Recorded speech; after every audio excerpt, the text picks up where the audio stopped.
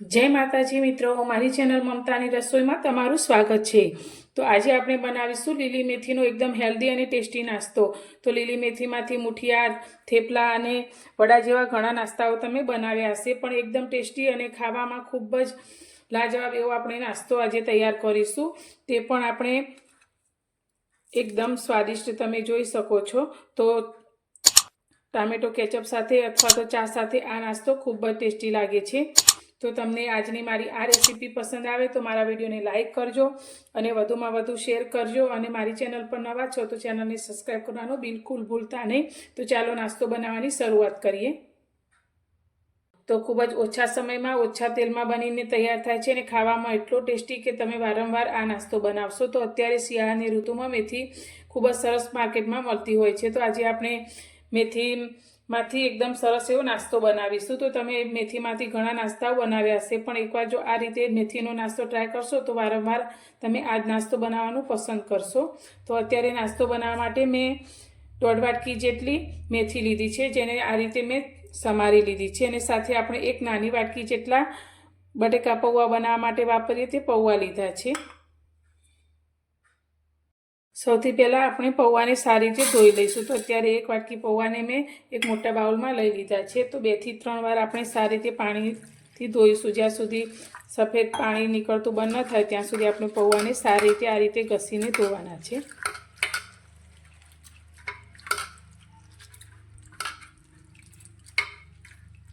पौवा ने मैं 3 पाणी सारी रीते धोई लीधा छे। तो हवे तेने आपणे थोड़ी वार माटे साइड में मूकीशुं जेथी ते सॉफ्ट थई जाय। અને અત્યારે આપણે આ રીતે એક ખાંડની લઈ લઈશું। તેની અંદર અત્યારે મેં સૂકા લસણની 5 થી 6 કળી લીધી છે, તે અંદર લઈ લઈશું। અને તેની સાથે અત્યારે મેં 2 લીલા મરચાં લીધા છે, તે અંદર લઈશું। 1 ઇંચ આદુના ટુકડાને આ રીતે કટ કરી લીધા છે, તે લઈશું।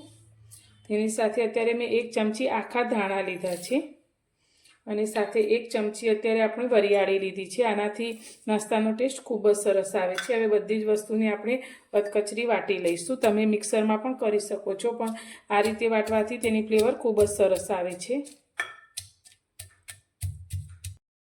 મસાલાને પણ આપણે એકદમ સરસ રીતે વાટી લીધો છે। તો હવે તેને આપણે સાઈડમાં મૂકીશું અને આપણે જે પૌવાને ધોઈને રાખ્યા છે તે લઈ લઈશું। पौवा एकदम सरस रीते अपना सॉफ्ट थई गया है। तो हाथेथी आ रीते थोड़ा मसळी लईशुं।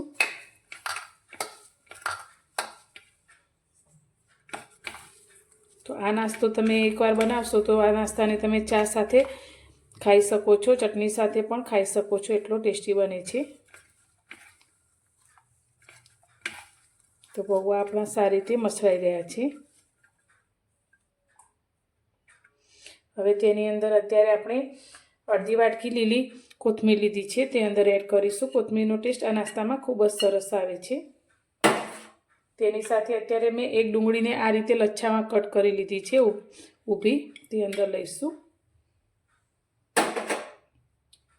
तेनी साथे अत्यारे आपणे जे मसालो वाटीने तैयार कर्यो छे ते अंदर लई लईशुं।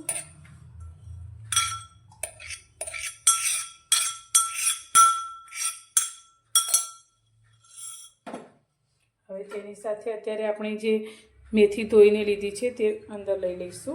તો અત્યારે 1.5 વાટકી જેટલી આપણે મેથી લીધી છે। હવે બધી જ વસ્તુને પહેલાં આપણે હાથથી મસળીશું। તો આની અંદર આપણે પાણીનો બિલકુલ ઉપયોગ નથી કરવાનો। તો આ રીતે મસળી અને બધું મિક્સ કરીશું, જેથી ડુંગળીના લચ્છા પણ એકદમ સારી રીતે અલગ થઈ જશે।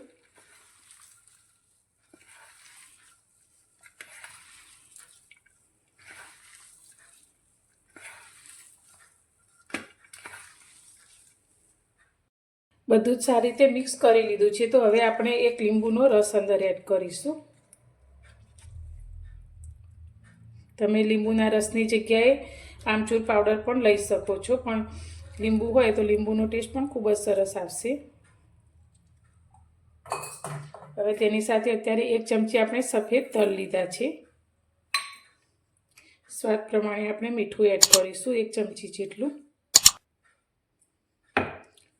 थोड़ी આપણે હિંગ એડ કરીશું।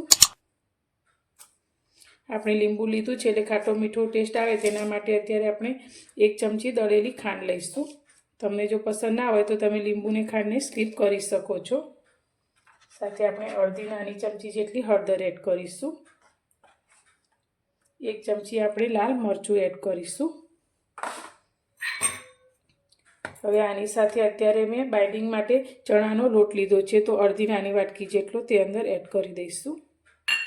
અને બધી જ વસ્તુને આપણે હાથેથી મસળી અને સારી રીતે મિક્સ કરીશું.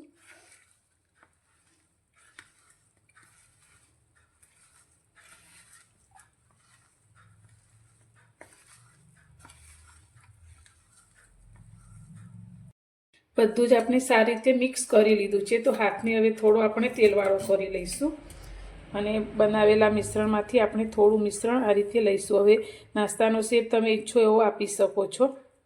તો અત્યારે આપણે તેને ગોળ શેપ વડા જેવો આપીશું. તો બહુ જાડા પણ નહીં અને એકદમ પાતળા પણ નહીં, તેવા આપણે વડાના શેપમાં નાસ્તાને તૈયાર કરીશું. તો તમે જોઈ શકો છો અત્યારે મેં આ રીતે શેપ આપ્યો છે. તો બહુ વધારે પડતા આપણે જાડા નથી રાખવાના, નહીંતર અંદરથી કાચા રહેશે. એટલે આપણે તમે જોઈ શકો છો આટલો મેં શેપ આપ્યો છે. તો તેને આપણે એક પ્લેટમાં રાખીશું ને આ જ રીતે આપણે બીજા બધા જ નાસ્તાને તૈયાર કરી લઈશું.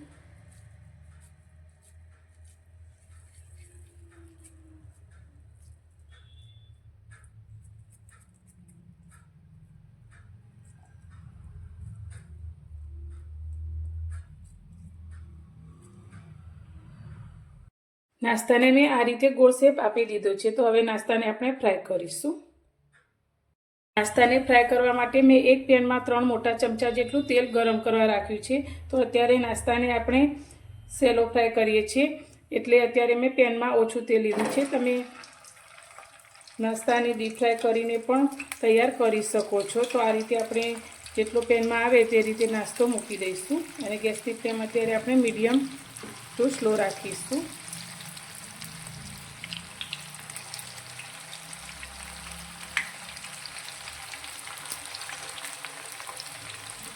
તો હવે નીચેથી એકદમ સરસ એવો ક્રિસ્પી નાસ્તો થાય ત્યાં સુધી તેને આપણે તળાવવા દઈશું.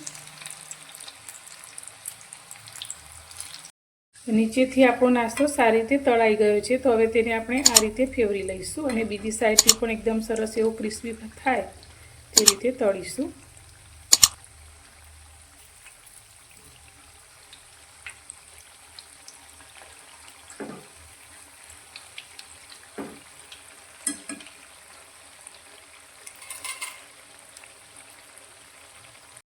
નાસ્તો આપણો બંને સાઈડથી એકદમ સરસ રીતે ક્રિસ્પી થઈ અને તળાઈ ગયો છે. તો હવે આપણે તેને તેલમાંથી બહાર કાઢીશું અને આ જ રીતે આપણે બીજો બનાવેલો બધો જ નાસ્તો આપણે તળી લઈશું.